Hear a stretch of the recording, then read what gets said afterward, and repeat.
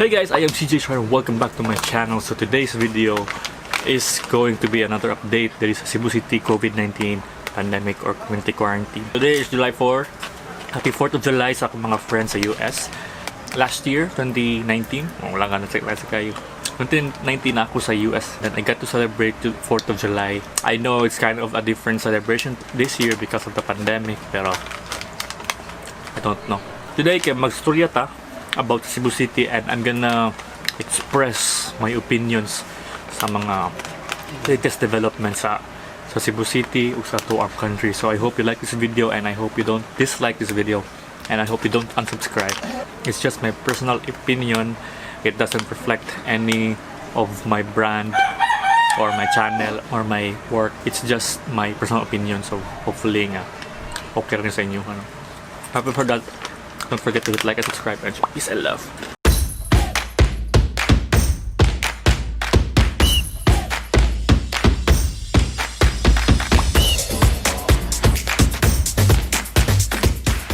Alright, as you all know, I mean for those nga wala sa Cebu City nga nagpuyo karon, Cebu City kay extend ang ECQ or Enhanced Community Quarantine until July 15, and then the other places are transitioning to GCQ. Cebu City remains under ECQ because Cebu City has the highest number of cases in the Philippines and it's now considered to be the epicenter of the Philippines, so that's the reason why.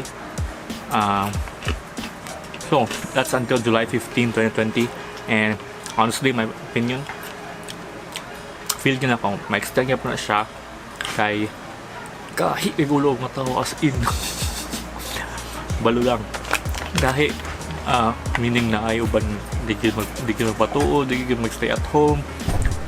I'm not saying ka na mga uban nga naggawas kay para kuha ko essentials sa mapalitog mga essentials.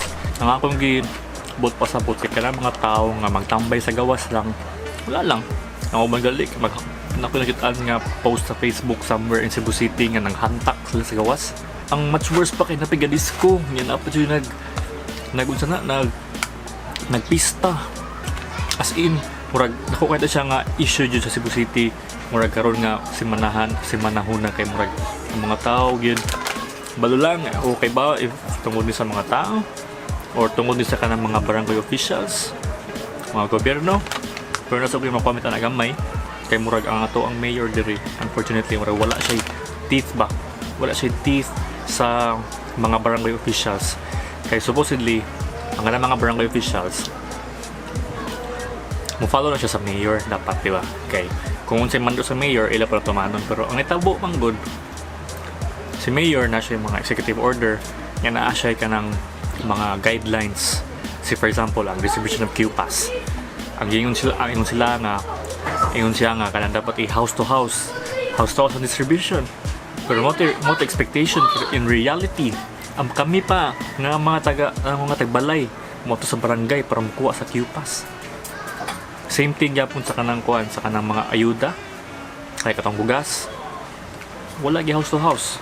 So kay baw asa napit ang miss ana or asa sila wala ka sinabot nganong sa mayor's office kay ang mando kay house to house, pero ang ubang barangay kay nakakuan ang mga tao pa mo to sa barangay, which is very ironic and then very dili siya kanang align ba sa ECQ ng guidelines. Kay ngayon ba stay at home yun pagkauso na nun para makuha sa Q-Pass mo na ngayon may mga tao kaya kung di ka matungan to wala kay Q-Pass, di ka kapat yung mga essentials, diba?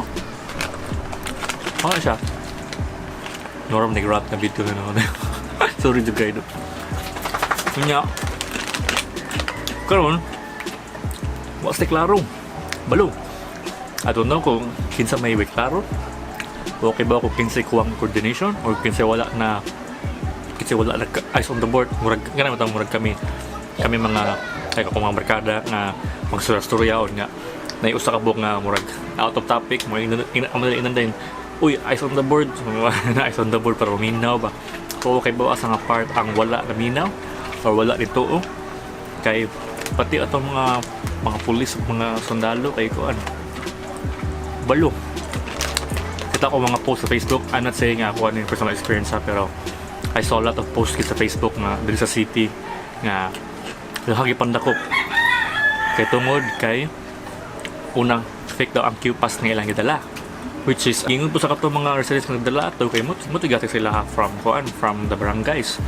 Kanya ang ending nga today wala na inform ang mga pulis nga naanay duha ka version sa Q-pass, which is katong usa katong photocopy nga kuala usa katong murag glossy nga color yellow, which is ang amor bang Q-pass kay photocopy ra biya siya. So hello, nakpan rin lang. Kanya nasa recently nabasahan sa Facebook na iyang gi-post niyang experience nga a Porsche, so na authorized person outside residence nga employee, then na siya COE, yan na po siya ID, pero wala gi-honor iyang COE kay dili ko na updated. So mo na siya nga gidakop siya, and then at asuli kato siya kailangan siya reason ngano kunong dili updated, and then nga siya recommendations unsa gyud dapat nga updated nga COE. So mao to hindi nasako man si kuya. So mo to nga niagi gyud taon siya nga to siya pa sa independensya, gikuha kidakop siya sa probe, then mo to nahasol na siya. Wasa ko ibaw kung usay updated sa sabot karang updated nga COE. Come with kabaw mo siya kung sa meaning ana niya. Please comment down below and I would like to hear that. Nya mo na siya nya karon pag yun na-sign na ang kanang anti-terror bill. So kung takibaw si may mga terorista ni kita mo na nga video wala ka. So no, I'm just saying an opinion. Well, I'm just saying based sa akong opinion gani, personal views gani. So kibalo siya. So okay ba kung karusan ni mahuman ating mahuman siguro ni I mean okay ba kung karusan siya mahuman kay say for example na ni vaccine, pero ang atong gobyerno kay dili siya ka-afford og pag vaccines kay anak pagulay kay murag ang Philippines karon kay nalubong gid sa utang, as in like murag na ko'y napasahan recently nga na-approve ang loan sa Philippines sa katong nga bank. Kanya na nakoy lain po nga na-approve ko ng loan sa Philippines sa Japan. My God, ang mga future generations ani kita nga nagtrabaho, kita yung mag-suffer sa tax ani, di ba? Balo na lang gila ani. So na pala spaceship no nga pwede mong balhin og Mars no, mga tunyo kung Mars ba? Wag ganyan Mars. Nya. Mo to siya. Balo lang yun. Sorry jud kayo guys nga nag-rant jud ko ani nga video jud kay. There's too much toxicity yun sa ato ang environment karon niya. As much as I would like to create space nga walay toxic ba or walay ka lang bad news ba, pero hindi ko pug nga kaya sa una kasi ang tanong as much as possible I don't want to discuss about politics yet. Pero recently murag na-encourage na ko or di ba siya encourage na-trigger na ko nga mo voice out ba sa mutas sa kanang recent developments kid sa ato ang government sa Pilipinas. I mean, this is na kina hypocrite na kay ang ako magipang vote kay mabil na ang naa sa posisyon karon, so na ko pagmahay na ako dong buhat. So hopefully next nga elections kay atong i-vote ang katong kung sa maayo gid ba. Diba? Way klarong coordination, way klarong communication, way klarong implementation. So mga na ang mga tao makabuang, mga ratol kay wak sabot, diba? Is it because nga mubuog comprehension ng mga Pilipino kono or wala gi klaro ang information yun, diba?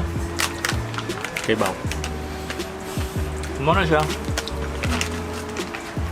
paggawa sa atong debate kay Sabado man ron kanya rest day, then wala ko ning gawas kay man ako grocery kagahapon Friday, then wala ko yung vlog, so mo na rin, wala ko yung video.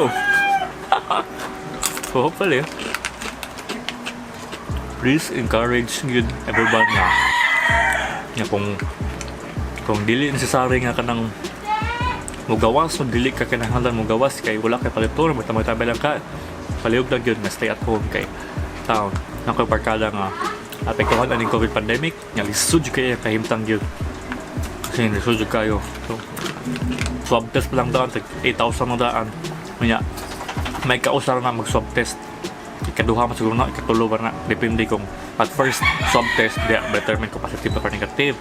So if positive ka, tambalan ka, mag-swab test sa pagbabalik ana kay para ma-determine if na negative na baka nga 8,000 kada swab test taon mahal. Asa ka mga kwarta. Isod kayo gyud sa mo na nga palihog lang yung taon. Alright, so I think para nang positive ba nga video, ako na lang ipakita si amoyro nga si Print kay cute ng gudyago. Print.